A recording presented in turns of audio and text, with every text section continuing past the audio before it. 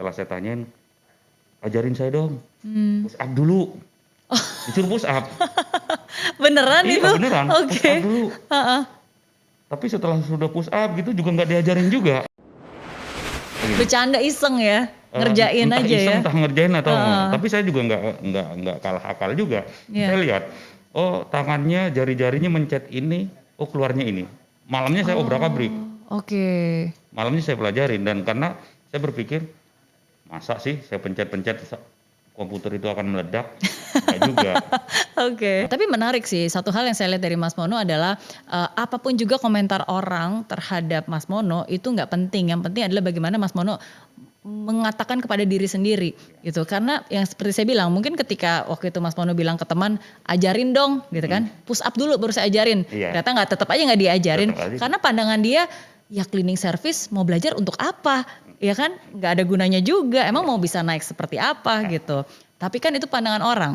Tapi dengan kemauan dan usaha ternyata dibuktikan bahwa dari cleaning service akhirnya mulai ada pergerakan dan akhirnya bisa, walaupun pada saat itu sebagai ASN honorer berarti ya?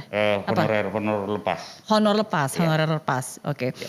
Kalau boleh tahu sebenarnya cita-cita waktu kecil dulu apa sih, Nggak Mas punya Mono? cita-cita. Nggak punya cita-cita? Nggak punya cita-cita. Mhm. Hobi aja nggak punya. Ya karena waktu kecil itu bagaimana kambing saya itu nggak bunyi. Karena kalau sampai kambing saya itu bunyi, saya pasti dipecut sama kakek saya pakai buntut pari. Karena berarti kambing itu lapar. Itu yang saya takutin. Nah, Oke, menggembala kambing dari Menggembala sejak kambing. kecil berarti. Iya. Nggak pernah punya mimpi cita-cita, hanya ketika sampai ke kota pengen juga kerja di kantoran, Iya. dan akhirnya udah kerja di kantoran, walaupun mulai dari cleaning service. Oke, terus lalu bagaimana akhirnya dari cleaning service, kerja honorer, akhirnya bisa menjadi pegawai ASN? Saya memang ada yang teman-teman atau senior-senior saya di Kementerian Koperasi yang sekarang namanya Kementerian Koperasi yang mendorong harus maju. Akhirnya salah satu cara untuk maju adalah sekolah lagi. Oke. Saya sekolah, jadi ketika itu tahun 97-an, 97, 96 kalau nggak salah itu, saya sekolah ngambil sekolah malam, SMA, sekolah malam, dan pas kelas 1, kelas 2 itu untuk masuk kelas 3 ada program dari sekolahan itu yang 10 besar dititipkan ke sekolahan biasa, jadi sekolah biasa siang. Iya. Di daerah Ciledug. Ini semua biaya sendiri? Biaya sendiri. Oke. Biaya sendiri. Akhirnya lulus dan itu pun sebetulnya juga belum berubah nasib. Iya. Masih honorer itu. Betul, dan masih at least ijazah SMA gitu ya. Kalau saya yang penting bagaimana saya bisa kerja dan apa yang membuat saya itu bisa dipakai. Saya hanya melihat saya harus melakukan hal-hal orang yang belum bisa atau masih sedikit yang bisa. Oke, kalau dilihat dari journey-nya, berarti dari sejak pertama kali Mas Mono menginjakan kaki di kantor kementerian sebagai cleaning service sampai akhirnya sekarang di posisi ASN, butuh waktu berapa lama untuk mengubah itu? ASN saya diangkat jadi ASN itu tahun 2009. 2009 dan itu ada hal yang lucu dan menyedihkan sebetulnya. Kenapa? Karena memang pengangkatan di kantor saya itu untuk mengangkat pegawai negeri lagi tidak ada. Dari tahun 90-an sekian tidak ada lagi. Ada lagi itu pas ada kebijakan honorer diangkat. Tahun 2007. Di 2007 itu siapapun pasti bilang kalau Mono itu pasti diangkat pertama. Karena satu, honor terlama, kerja tidak mengenal waktu, dan karena humas, dekat dengan para pejabatnya, dekat dengan menteri-menteri. Ternyata ketika saya itu kunjungan kerja dengan menteri, waktu itu saya di Tegal, ditelepon sama teman. ternyata nama saya nggak ada. Kenapa menurut Mas Mono? Kan semua kriteria sudah ada, dalam arti ya kerjanya bagus, melebihi standar, ya kan, udah gitu loyal, udah gitu ya semua kriteria yang bisa didapatkan sudah ada di situ. Tapi kenapa 2 kali namanya bahkan di-submit aja enggak? Yaitu namanya salah satunya itu nasib ya. Nasib, garis tangan belum. Dan yang kedua berarti manajemen di Kementerian Koperasi itu menurut saya nih bagus. Jadi tidak ada karena tanda kutip gitu. Itu hanya keinginan kita. Ya. Nah, pas di 2009 ternyata ada, dan itu pengangkatan terakhir itu untuk honorer-honorer, ternyata ada hikmah yang bisa kita ambil di situ. Kemauan kita itu menurut Tuhan belum tentu itu terbaik buat kita. Ya. Tapi kalau keputusan Tuhan udah pasti yang terbaik. Apa yang terjadi? Ternyata ketika seandainya saya itu diangkat tahun 2007 atau 2008, itu ijazah saya yang diakuin ternyata SMA. Pas di 2009 itu ijazah saya S1.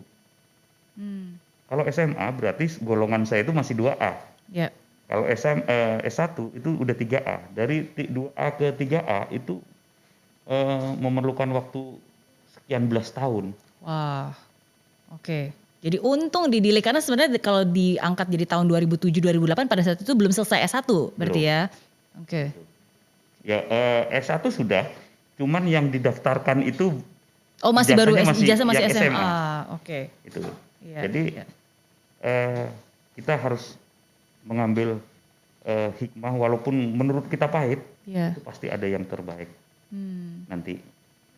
Kalau rencana kita tidak berjalan sesuai dengan kita harapkan, ya rencana Tuhan jauh lebih baik daripada yang kita rencanakan. Jauh lebih baik. Oke, dibutuhkan orang dengan kebesaran hati dan pikiran yang optimis untuk bisa menerima hal itu dan akhirnya melihat hasilnya.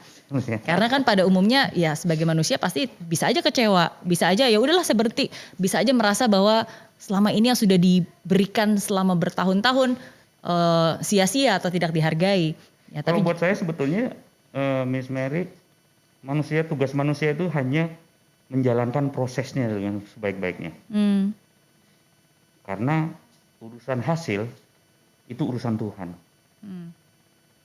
Karena kita kalau sudah menentukan hasil duluan, menjalankan prosesnya juga setengah-setengah, nanti kita akan kecewa. Biarkanlah proses itu hasil itu urusan Tuhan. Ya. Kita kerjakanlah prosesnya. Hasil itu bonus tambahan ya. Bonus tambahan. Oke. Apa komentar Bapak ketika mengetahui bahwa anak putra sulungnya akhirnya bisa mengubah hidupnya dan bisa menjadi seorang ASN? Nah, itulah sebetulnya karena mungkin interaksi selama ini dengan bapak, ibu, segala itu kurang. Waktu kecil juga sama nenek. Akhirnya ketika saya telepon, saya mau di wisuda S1, juga tidak ada euforia. Saya ASN, juga biasa-biasa aja, datar-datar aja. Sampai begini, jangan-jangan emang saya ini enggak dianggap anak atau apa gitu. Tapi mungkin itulah cara orang tua saya menyampaikan kasih sayangnya dengan kecuekan itu. Ya. Nah, tapi itu hal-hal yang biasa aja. Yang penting bagaimana kita tetap ke orang tua berbakti. Ya. Itu aja. Iya. Siapa orang paling berjasa yang membawa Mas Mono di titik ini? Kalau orang yang paling berjasa ke saya itu banyak ya.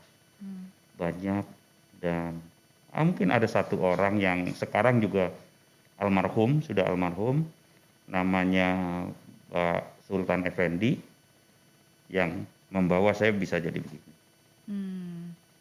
Karena beliau yang mendorong saya, walaupun mendorongnya juga agak keras, tapi inilah yang terjadi. Ketika kita banyak tekanan itu, akan menjadi kreatif-kreatif baru Betul. yang muncul. The power of kepepet ya. Ah, Karena kalau kita nggak kepepet kita nggak berpikir kreatif, ya kan. Memang harus dicambuk dengan kepepet.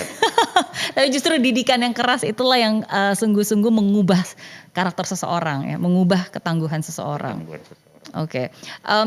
Apa lagi nih yang belum dicapai oleh Mas Mono? Kalau dulu kan waktu kecil nggak punya mimpi ya. Kalau sekarang sudah punya mimpi nggak nih ke depannya? Mau apa lagi yang ingin dicapai? Kalau saya cuman berpikir begini, saya juga waktu di Humas juga punya teman-teman yang bekerja juga banyak di bawah saya. Sekarang di tempat yang baru juga banyak yang harus membawai teman-teman bekerja. Saya cuma bercita-cita begini, jangan sampai teman-teman saya ini mengalami nasib seperti saya. Untuk belajar aja susah. Makanya saya selalu rada tanda kutip galak ketika membuat teman-teman itu untuk maju. Harus sekolah, harus ini banyak kesempatan, kamu harus belajar. Jangan kejadian seperti saya, mau belajar pun disuruh push up dulu. Iya. Dan itu pun nggak diajarin. Iya. Hanya itu cita-cita saya supaya karena gini, ketika di pemerintahan itu pemimpin yang berhasil ketika menumbuhkan monok-monok yang baru yang lebih hebat. Itu baru saya berhasil. Gitu. Karena ya itu tadi, jangan sampai teman-teman itu apalagi sampai sekarang ini kan persaingan sangat ketat. Yeah. Ketika kita tidak mempunyai, di diri kita tidak mempunyai nilai tambah atau kompetensi kita tidak terus diasah, kita akan ditinggal oleh teman-teman yang baru. Betul. Dan ketika teman-teman yang baru yang dipakai, jangan ngeluh atau malah jangan marah. Karena itu ulah dari kita sendiri, tidak mau mengembangkan Berubah. potensi diri Yang kita, mau belajar yang baru. Itu sih. Oke. Jangan menyalahkan keadaan ya, tapi lihat apa yang ada dan apa yang bisa kita lakukan. Harus terus belajar, terus beradaptasi ya, dan mengimprove diri berarti ya. Okay. Nah, saya itu selalu menekankan ke teman-teman itu apa? Kreatif dan inovatif. Itu yang harus. Karena kalau pelajaran secara akademik, apalagi kayak zaman sekarang teknologi sudah maju, itu bisa kita pelajari dimanapun. Yeah. Tetapi kalau kreatif, inovatif, itu benar-benar harus kita pupuk terus. Dan belajarlah dari sekeliling kita.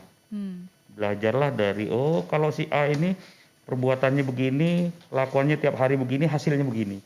Si B tingkahnya begini, kelakuannya begini, hasilnya begini. Nah, tinggal kita memilih.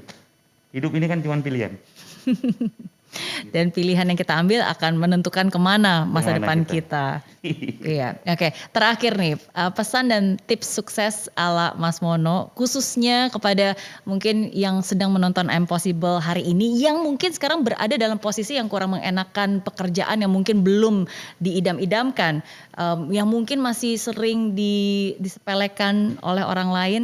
Apa khususnya tips dan pesan buat mereka? Pesan buat teman-teman ya, saya juga sebetulnya tidak layak memberikan pesan, tapi ini hanya pengalaman yang ini. Jangan jadikan permasalahan itu sebagai masalah, tapi jadikanlah permasalahan itu suatu peluang. Karena di setiap permasalahan pasti ada sisi-sisi positif yang bisa kita petik. Dan terus berkreasi, terus kreatif. Hilangkan pikiran-pikiran atau energi kita, energi yang negatif, karena hal yang terjadi ke kita itu sesuai dengan pikiran kita. Ketika kita ini mengeluarkan energi negatif, ya pasti hasilnya negatif. Itu jangan lelah untuk berbuat baik.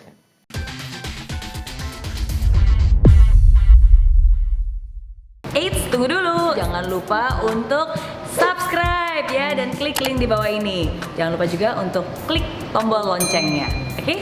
Terima kasih.